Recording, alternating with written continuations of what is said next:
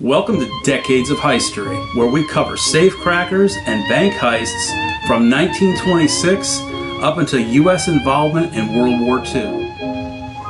We enter February of 1927, and we see similar infatuations like today. We have a focus on the wealthiest man alive, cutesy animal stories, and other stories about oddities and curiosities. And of course, newspapers always lead with stories of death and blood.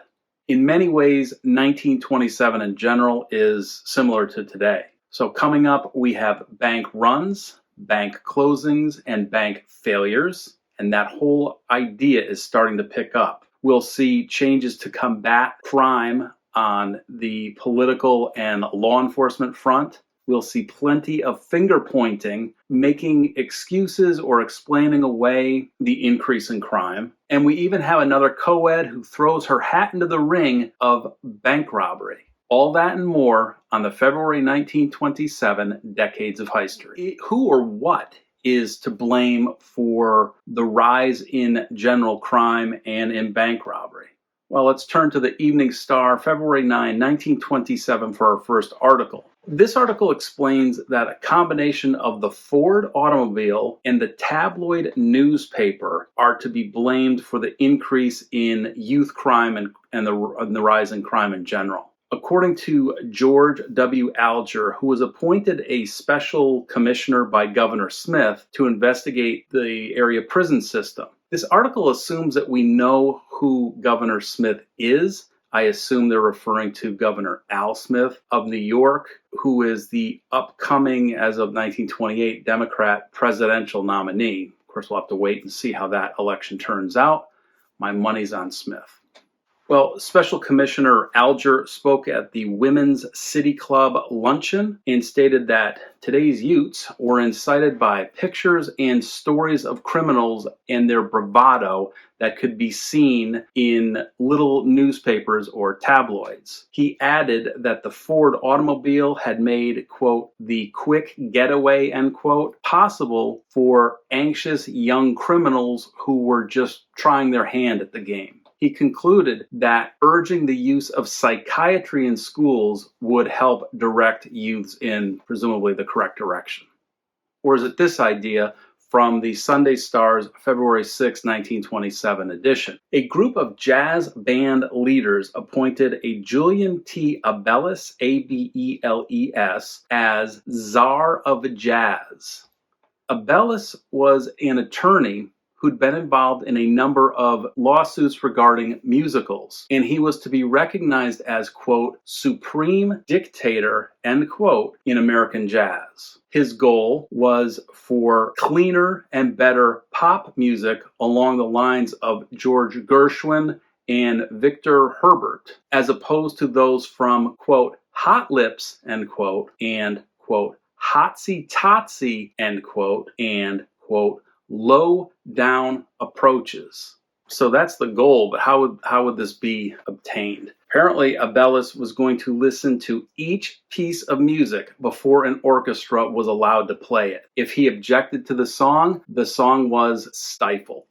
So here we have czars. This isn't the Soviet Union, but we've got czars. And in fact, we've got czars in every contemporary administration in America today. These are considered experts who are there to guide departments, presumably to solve whatever the issue is. Censorship. Tell me that we're not hearing the idea of censorship discussed currently.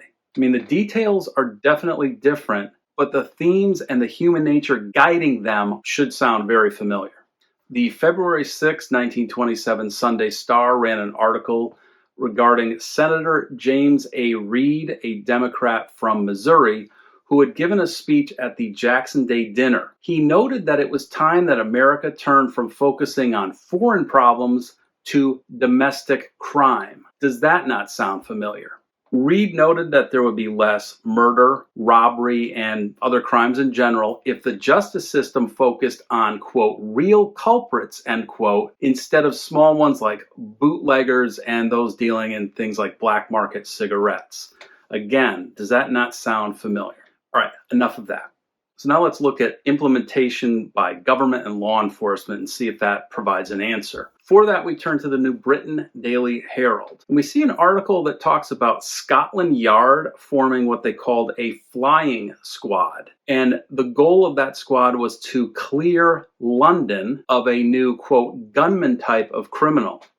What's interesting is that they noted that the gunman type, quote, rather closely resembles the gangster of America, end quote. Incidentally, London police were not armed with revolvers and were therefore no match for this gunman type of criminal. That was possibly necessitating providing police with an upscale in more appropriate weaponry, but that was to be determined. The Indianapolis Times ran the same UP United Press article under a different title, but the idea is that there was more blame to go around. Not necessarily blaming, but attributing the rise in crime and the style of crime in London, England, to another country, in this case America, their export. But could there be another cause offered to explain why crime in America was on the rise? Well, what's this? We have a Washington Times article from Monday, February 21st on the front page. There were many editorials by a Dr. Carlton Simon and a Richard P. Hobson. The editorials were side by side and emblazoned across the top of the paper. Over those editorials was the title, United States Must Rid Itself of the Drug Curse. It spanned both opinion pieces. Well, Simon was the head of the New York City Narcotics Bureau, and he summarized his findings that 1. Criminals with drugs were more dangerous than those with guns. 2. That crime could only be controlled by, quote, waging war on drugs, end quote. War on drugs. And 3. That most criminals, quote, fortify themselves, end quote, with cocaine before engaging in their crime. Hobson was president of the International Narcotic Education Week. Summarized, his findings were that between 1 and 4 million drug addicts were currently alive in the United States. 2, that America had the largest per capita user of habit-forming drugs. And 3, of all the prisoners handled by New York City police, nearly 15% were drug addicts. Then, to accompany those two editorials, was an article titled, DC has hundreds of drug addicts. That story announced a successful roundup of drug dealers and runners that was made the same week of the Narcotic Education Week conference that was taking place there in DC. The article provided some information on the lifestyle of drug dealers, runners, and addicts, with a focus on how they funded their habits, with the findings landing on petty and more serious crime as the font of their funds. And they stated that the effects of heroin led to delusions, which ended up leading to banditry, bank robbery, and other spectacular crimes. Well, the Washington Times had an editorial page from their February 22, 1927 edition, and it was titled Narcotics as Potent Factors in Crime and Depravity. And within that editorial, there were 2 recent stories that illustrate what we're talking about. So there in DC on a recent Saturday, a young man walked into a jewelry store that was right across the street from the Treasury Department. He started to steal some valuable jewelry and ended up slipping and falling out of the window. That brought the attention of people, including the owner of the store, and there was an exchange of gunfire. This would-be robber fled, but was then captured. The other story took place before this, and it was of a man who walked into the Merchants Bank at 15th and 8th Streets in DC, which is a very busy intersection. He pulled a pistol and demanded $10,000. The bank was crowded. The criminal was very excitable, and he ended up starting to shoot at the teller, who thankfully was able to hide within the teller's cage. He ended up fleeing, got outside the bank, and collapsed on the sidewalk. 2 hours later, he was in prison, and he began to beg for drugs as he was starting to withdraw. So did drug use explain the increase in crime? Well, perhaps government had the answer. So for that, we turn to the Evening Star and a February 5th article that focused on the Maryland General Assembly. They had introduced a bill stating that the death penalty would be invoked in conjunction with the conviction of robbery with a deadly weapon, although they did leave the court the discretion to remove the death penalty. But if there was a sentence, it was going to be a minimum of 10 years in jail. Now, this is the second or third state we've come across that has instituted a law involving the death penalty for robbery with firearms. All right, so how bad were things getting? Well, for that, let's turn to the Brownsville Herald, which ran a story about an event that took place in Atlanta, Georgia. This is a typical Brownsville Herald front page, which had enormous font, stories about shootings, plane crashes, prison breaks, car wrecks, sad, deadly accidents, and so forth. But ensconced within that was the quirky story of an alarm salesman. So it appears that an M. Paschall, Paschall, was in Atlanta to show his wares and also to offer advice to banks and other businesses that could have used some help against hold-up men, safecrackers, robbers, and so forth. Ironically, Paschall reported to the police that his automobile, containing $20,000 worth of crime prevention paraphernalia, along with his personal belongings, incidentally, had been stolen from his car, which was parked in front of his downtown hotel. And he'd only been there just under an hour. So missing, in addition to his personal belongings, were alarms, time locks, and even tear gas bombs. So incredibly ironic and almost absurd. And speaking of absurd, the Evening Star ran a story, Cashier Gives Rules for Use in Holdups. In this story, we see Storm O. Whaley, who was a Bank of Sulphur Springs, Arkansas cashier. He had been locked in the vault 4 times. Based on that experience, he set out some rules in the current edition of the American Bankers Association Journal. Rule number 1. Bandits were always in a hurry, so leave the vault door so it can be easily closed and locked after you've been forced into it. If they find the door won't close or they have issues with it, that left them certain choices. 1, to shoot you. 2, to knock you unconscious. Or 3, to take you along with them. Rule 2. Keep your cool, hold your hands high, and make no motions that could be misunderstood as, quote, bandits are working under an intense nervous strain, end quote. And 3, in that same light, talk quietly to lessen the tension. And he noted, quote, all the bank bandits I've met are young men. Don't watch for elderly men, end quote. His last bit of advice was to have a phone hidden in the vault. That way, after you've been locked in, you can call police and let them know and be freed. So that's a sort of a cute, tongue-in-cheek, self-deprecating kind of story. But does that sound at all familiar?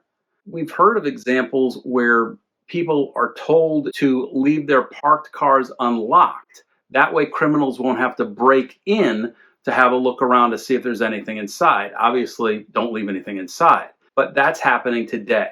So we do see some similarities. Now we'll turn to the Bismarck Tribune, where we see that a Mrs. George A. Waters of Norman, Oklahoma, became the first woman warden of a penal institution in Oklahoma after she'd been placed in charge of the Granite Reformatory, which is handy because as we turn to the Imperial Valley Press, we see a front page story titled Marines Guard Oklahoma Bank. This takes place in McAlester, Oklahoma. We find out that there were 3 Marine Guards, all holding machine guns, who were guarding the First National Bank of McAlester, which was the only active open bank in town. It seemed that both bank officials and the citizens were generally, quote, optimistic over ability of the institution to withstand a heavy run, end quote, which was going to be caused presumably by the closing of the $2 million McAlester Trust Company, Bank of North McAlester, and other small banks in the area, which took place yesterday. But it wasn't just Oklahoma. The Brownsville Herald handled a story about the Exchange Bank, which was in DeKalb, Texas, and was a privately owned bank that was established back in 1887. Apparently, it failed to open its doors on Saturday morning. So those arriving to the bank early found a statement had been fastened to the door, and it read, quote, "For various reasons, the officials had thought it best to close the bank and that it would not open until further notice," end quote. Compounding, at least the marketing side of things from my perspective, Bank President Will Sanders remained at his home there in DeKalb, but refused to see anyone and declined to provide any explanation for the bank closing. But it wasn't just Oklahoma and Texas. Now we add Kansas. The New Britain Daily Herald ran a Feb 24, 1927 story simply titled "Several Banks Fail." Well, it turns out that 7 banks and 2 savings associations in Crawford County and Fort Scott, Kansas, had closed due to overinvesting in coal-producing lands. They were the Pittsburgh State Bank, the Miners State Bank of Mulberry, the Opolis State Bank, First State Bank of Cherokee, Engvale State Bank, Commercial State Bank of Alma, Franklin Savings and Loan Association of Pittsburgh, Midwest State Bank of Fort Scott, and the Franklin Savings and Loan Association of Fort Scott. All combined resources of at least $1 million. So who or what is to blame for all of the mayhem above? Banks closing, crime rising. Well, according to some of the articles we just explored, Ford automobiles was one potential cause, along with jazz music, tabloid newspapers, and narcotics abuse.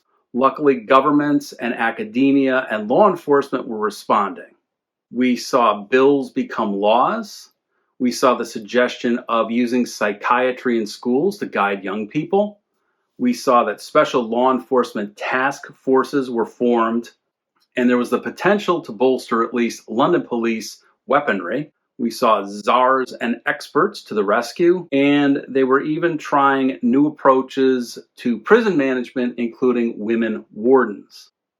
Yet we have banks failing in 3 states. We have the Marines called in to maintain order. We've got an alarm salesman whose goal is to help others fight crime, being the victim of crime. And we even have an article written on the best way to acquiesce to the rise of crime.